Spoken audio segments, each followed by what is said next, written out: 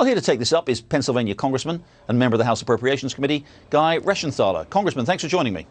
Jerry, thanks for having me on, and please just call me Guy. Oh, Guy, thank you. Well, let me start with Liz Cheney. Obviously, she was removed from her position, number 3 position this week. Now, she said very clearly that the party, if the party won't say that Donald Trump is wrong to continue to say the election was stolen, it's not a party of the rule of law. It can't be a party. It can't be a party that can stand up for the rule of law. So is the party, by getting rid of her, basically endorsing President Trump's view that the election was stolen? Well, no, we're getting rid of Liz Cheney because she continues to make comments like that. You notice what Liz is not saying. She's not saying how badly the Biden administration is going. When you're the number 3 in leadership in the House, you are the spokesperson for the Republican caucus, what we call the Republican conference. Her job is to control messaging. Her job is to be out there in the media driving home our message. She can't do that when she's constantly looking backward in the rearview mirror. She can't do it while she has an internal conflict over where the Republican Party is going, where it should be. We need to look forward. We need to attack Democrat policies. We need to attack the socialism that's coming out of the White House. That's how we will retake the House and we'll retake the Senate. We're not going to do it if we're constantly looking through the rearview mirror. Now, your conference elected on Friday Elise Stefanik to that position that Liz Cheney still. I want to play you something that she was asked. She was asked a question by a reporter today. Let's just play, and I want to get your reaction to it. Is President Trump the leader of the Republican Party? I believe that voters determine the leader of the Republican Party, and President Trump is the leader that they look to. I support President Trump. Voters support President Trump. He is an important voice in our Republican Party, and we look forward to working with him. So, Congressman, she was asked if President Trump was leader of the party, and it sounded as though she said yes. Do you think he's the leader of the party?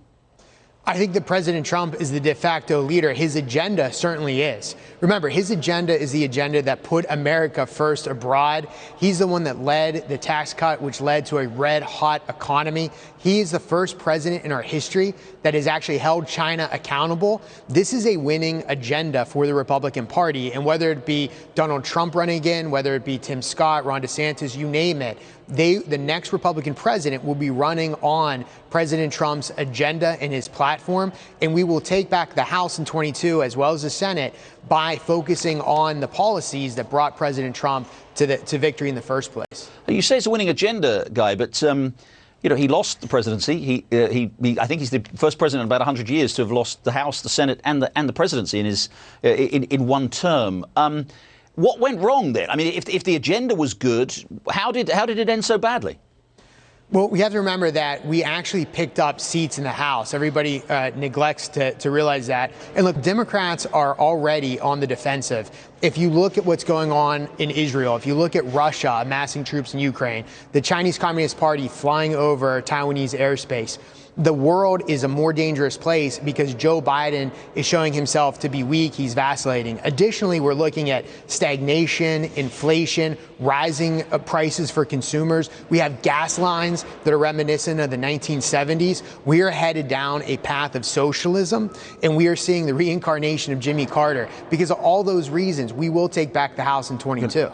I'm going to come out later in the show to talk about the parallels with the 70s. But just finally, Congressman, briefly, a lot of people would agree with all of what you've said. A lot of people would agree that the message is that President Trump's message was right, that standing up to China, standing up for America, standing up to the woke revolution, putting Americans first, American jobs first, not getting involved in endless foreign wars. Agree with all of that. That's a winning message. But they think maybe that he wasn't the right messenger, that while his policies are great, maybe a lot of people, he never got very high approval ratings as president, despite the popularity of his policies.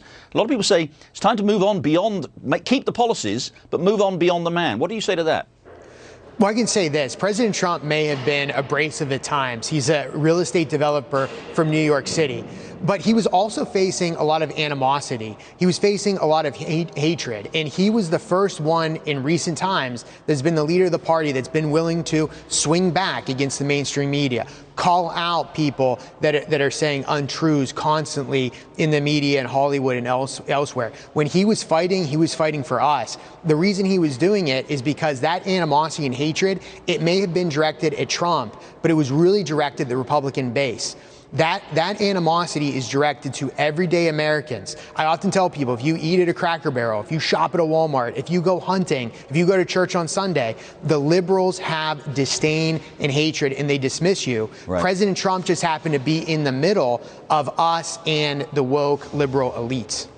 Congressman Guy Reschenthaler, Pennsylvania, thank you very much indeed for joining us. Thank you, Jerry.